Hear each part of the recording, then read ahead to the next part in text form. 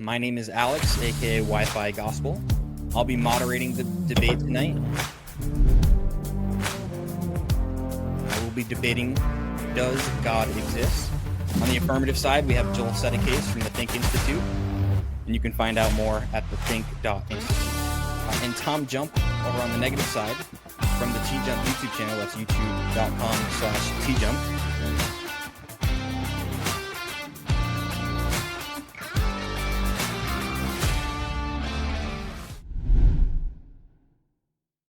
Tonight's question is fundamental to human experience.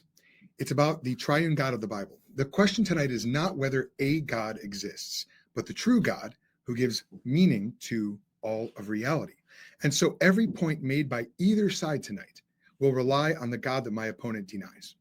My goal tonight is to vindicate the triune God due to the impossibility of the contrary. I'm going to address my opponent's atheism and defend only the triune God of the Bible. Other worldviews and God concepts are not at issue tonight. My first argument, premise one, either intelligibility obtains is real or it does not. Premise two, denial of intelligibility is self-refuting.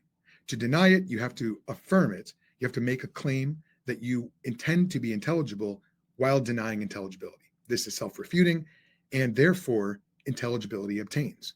Second argument, premise one, if the triune God of the Bible does not exist, the preconditions for intelligibility must be accounted for without him. Premise two, they cannot be accounted for without him. Conclusion, the triune God exists. Now, to support premise two, we're going to walk through each precondition for intelligibility that I mentioned. First, logic. The three laws of logic, identity, non-contradiction, and excluded middle, are immaterial, conceptual, and equally ultimate to each other. They are three in one. They have threeness. They are not mere language or conventions, but describe the way reality must work. Atheism and any worldview lacking the ultimate, immaterial, tri-personal source that is God cannot ground logic. The triune God of the Bible has the necessary attributes and therefore grounds logic. God is immaterial. God is a mind or intellectual, personal, and God is three in one. That's why it can only be the Christian God. Therefore, logic can only be accounted for by the triune God of the Bible. Now, if you like this episode and you want to take your learning further, you need to know about what we're doing to help revolutionize the way that Christian men interact with their faith. We want to help you get more equipped to lead your family, to answer any objection, to share and defend your faith. And I'll tell you more about what we're doing to help you do exactly that after the episode. Stay tuned.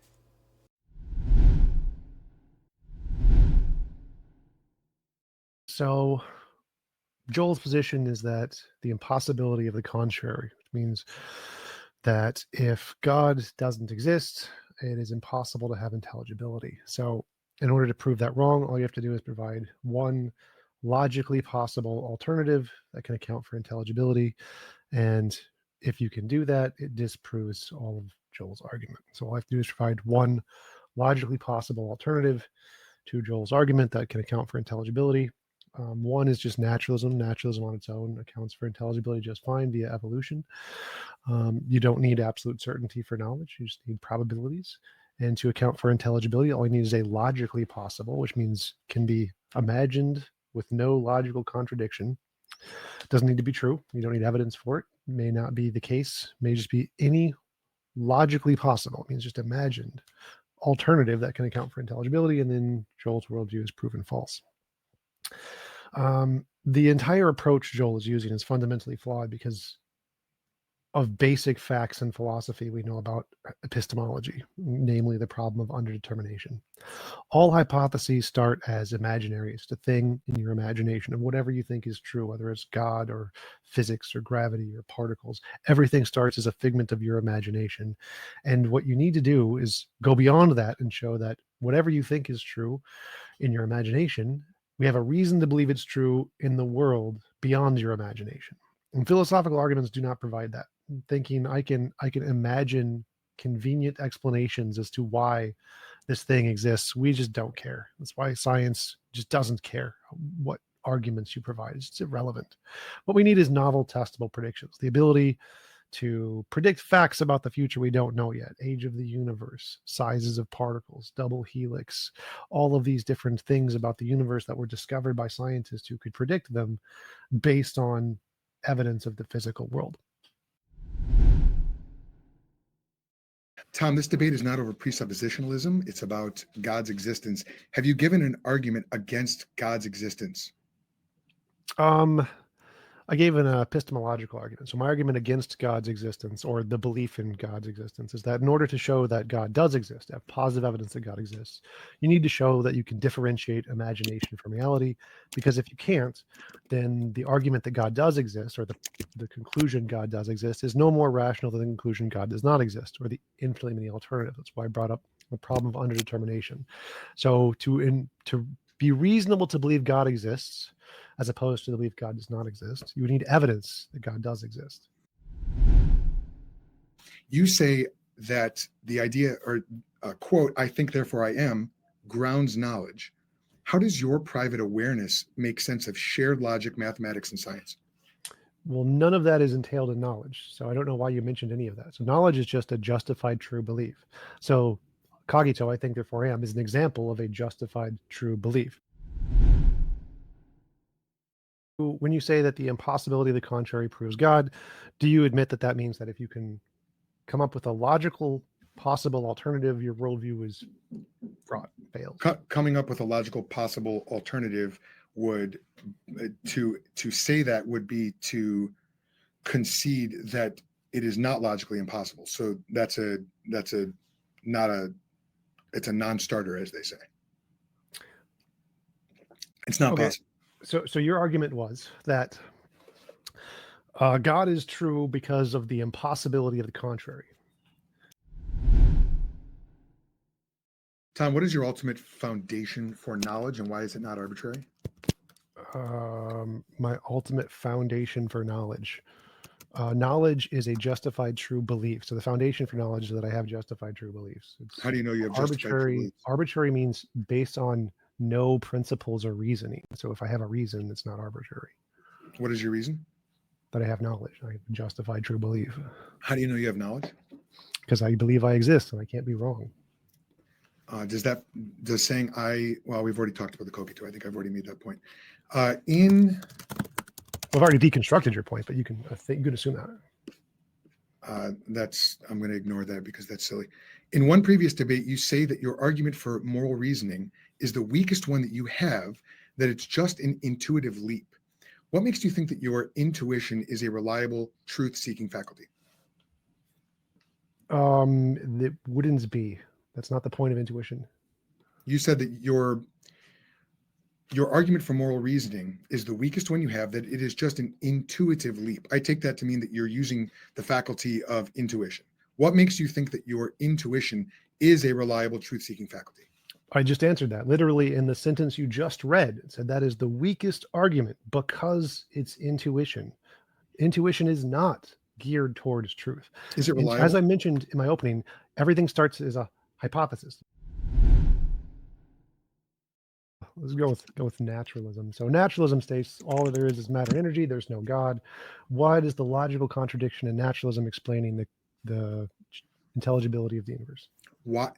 Rephrase the question, please. Repeat it. What is the logical contradiction in naturalism justifying the intelligibility of the universe? Because the intelligibility of the universe the preconditions for intelligibility cannot be boiled down to naturalistic explanations. I didn't say any of that. So again, logical contradiction is premise, contradict. Because logic is not explainable by naturalism. So to say naturalism explains something that is not explained by naturalism is a logical contradiction. That's just an assertion. It seems arbitrary. I literally just explained to you how to say naturalism explains something naturalism doesn't explain is a contradiction. That's A equals not A. I believe in logic. I believe logic is you've made an assertion that naturalism can't explain logic. That's an assertion. Well, I didn't just make an assertion. I made a whole argument about that. That was the first 10 minutes. All of those things are assertions. Like, how do you demonstrate that the assertions that come from your imagination that you've made up correspond to reality? Because science thinks naturalism works question? just fine. Yes. Is this a question? Yes, that was First the of all, question. science doesn't think anything. Science is a way of coming to the truth using scientific Science methods. refers to the scientific community and the experts in the field. Then say So that. yes, Don't say science thinks. I can say science. It's very well understood uses of the word. So I- the question was, You're gonna have to be a little how more- is the entire scientific and philosophical community, which make it up of mostly naturalists, not ground logic when every single one of them says, yes, it's pretty easy. It's called nominalism. Logic Is this a question? descriptive. Yes. I just What's the answered question? it. The question is How are they wrong, or why? yes, Why do where I is the disagree with- contradiction in the entire academic community who believes that you can ground logic in nominalism? Yeah. If so, where is their contradiction? Because they're trying to Yes. ground immaterial laws of logic in materiality. What is the logical contradiction in nominalism? Material is not immaterial. What is the logical contradiction in nominalism? Define nominalism. Nominalism is the position that there are no like universal truths, like the very first sentence of the Stanford Encyclopedia of Philosophy is logic is a formal language that describes things. So how is that a logical contradiction? Yeah, because the laws of logic are universal claims about all of reality that use language. That's your assertion. That's not an That's the internal argument. critique. Tonight's debate was about the existence of God, specifically the Triune God of the Bible. My argument was a transcendental one. I was arguing at a paradigm level, showing that if God is not real, then the very idea of intelligibility goes out the window. But since that's incoherent, because denying intelligibility presupposes and relies upon intelligibility, therefore the idea of God not existing is similarly unintelligible. It's actually nonsense. It's philosophically absurd. In our debate tonight, we heard attempts to come up with logically possible alternatives that all completely failed. What we did not hear was a positive argument given from within an atheistic paradigm, resting on atheistic metaphysics or epistemology, attempting to prove a universal negative. That universal negative that needed to be proved tonight by my opponent, by Mr. Jump, was that the Triune God of the Bible does not exist. What my opponent was trying to do was to undercut my presuppositional methodology. Now, where that eventually led was him positing a hypothetical world in which the laws of logic were merely conventional. What I explained was that if they are conventional, purely conventional, and they are not correspondent to reality in the way that I believe they must be, which is what I was arguing for, then those conventions actually deny the actual state of reality. And that is definitionally an illogical world. That's a world in which contradictions don't matter, and contradictions do matter because the laws of logic do not obtain in that world. What we've seen tonight is that atheism devolves into absurdity. Literally, you watched it happen before your very eyes. I don't take any joy in saying that, but atheism devolves into absurdity. It denies intelligibility, which is actually impossible to do. So to be an atheist, you have to, since your worldview cannot account for the very preconditions of intelligibility, you have to surreptitiously sneakily sneak over into the Christian worldview to steal the preconditions of intelligibility from the Triune God that I love and adore and have committed my life to. Stealing is wrong. That's an absolute moral claim. And so therefore the atheist, by stealing tonight, has not only committed a logical error, but actually a moral error. So as typical precepts, they don't recognize the implications of their own arguments. Joel asked for me to give a positive reason for why God does not exist based off of his definition of God. In his definition of God, he entails the impossibility of the contrary, which means if I can provide a contrary or even attempt to do so, that is an argument against his existence of God, which he did not seem to recognize. Today, I demonstrated how easy it is to deconstruct presuppositionalism. They just don't have enough knowledge in philosophy to accurately respond to the questions. So like I provided one alternative to a God where logic is a thing that only applies to one, say, galaxy or space and time, and then other logics can apply to different spaces. And Joel's critique was that, well, that's not his definition of logic, because in his worldview, he defines logic as applying to everything. And the example I gave is, well, no, logic, as we understand, only applies to one pocket, and there's different logics for different pockets. And that just broke his brain. He just couldn't come up with an internal contradiction in that worldview at all. He just says, based off of his worldview, where logic applies to everything, it doesn't work. Well, that's not how contradictions work. You have to find a contradiction within someone's internal argument. You can't apply your own worldview to their argument and say there's a contradiction. because disagreeing with your worldview isn't a contradiction. So I also demonstrated naturalism. Naturalism can fully explain the intelligibility of the universe through evolution, random chance, fully capable. There's no problem there. Logic can be descriptive. Reality has a fundamental nature which is physical. Logic can be a language which describes that.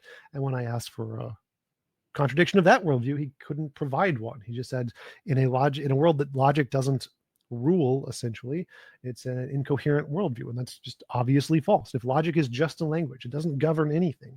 The entire universe's orientation is purely by random chance. This is a well-known thing in physics, where just randomly everything appears to exist with no causation, which is something he mentioned in his opening from David Hume. There's no causation at all. We can still have knowledge. There's no causation at all. It's just random chance. You can still describe reality just fine. He didn't provide a contradiction with that. He just said it's an illogical universe by, again, his definition of his worldview, which, again, is not how contradictions work. So, again, this is just a very easy way to demonstrate the presup argument doesn't work, and they don't have a full enough understanding of philosophy to really be able to address the arguments. I will conclude there. Michael Rogers, question. This is to you, Tom. If a 10-foot box in the universe could deny the laws of logic, which law could this identified box break? Any of the threes can be broken. That's why there's multiple versions of non-standard logic. You just go to the Stanford Encyclopedia, non-standard logic. There's one version for each of the three laws that it rejects. So like many-valued logic rejects, I think, the third law. Fuzzy logic, I think, rejects the second law. And I don't remember the name of the one that rejects the first law. But it's well known in philosophy that you can have non-standard logics that reject these. Joel?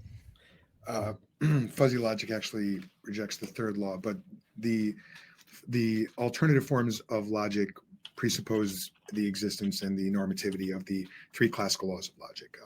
If they don't, then they do. And it's as simple as saying that. It almost sounds pedantic or silly to say that, but that's why we have the three laws of logic. They are so referentially obvious. They are so self-evident that to deny them is to deny the very possibility of intelligibility. So Michael's question is spot on. A 10-foot box in a hypothetical universe where logic does not exist would still be governed by the laws of logic. You're a Christian man. You want to build a legacy, answer the world's questions, and lay down a solid foundation for your family in God's word. But everywhere you look, you see decline, disorder, chaos. Your neighbors don't know the Lord, and too many churches are filled with apathy. In today's world, we need men who understand theology, know scripture, and who are committed to leading their families in the biblical worldview. That is why we're building the Hammer and Anvil Society, the ultimate discipleship community for Christian men. With weekly cohort calls, a full library of resources and courses, weekly challenges, and live teaching, you're going to sharpen your mind and your character. Our full library of courses is going to help you deepen your knowledge in the Christian worldview, family discipleship, and apologetics, the defense of your faith. But it's not just about building your knowledge base, as important as that is. It's also about brotherhood. That's why you'll also have access to an online community and live cohort calls, live teaching, and real accountability. So you can have fellowship with like-minded brothers who are on the same journey as you. Member Kevin says, the Hammer and Anvil Society has been the most beneficial thing for my family's spiritual growth in years. This unique brotherhood has made me more bold in my witness and more sensitive to God's leading. AJ says, today I stand stronger and more rooted in my faith. The Hammer and Anvil Society has been instrumental in transforming me into the man of God I am striving to be. Get unlimited access as a member or try out a single course in the subject of your choice. Learn more now. Go to thethink.institute/society. Get equipped. Build your legacy in community. Join today.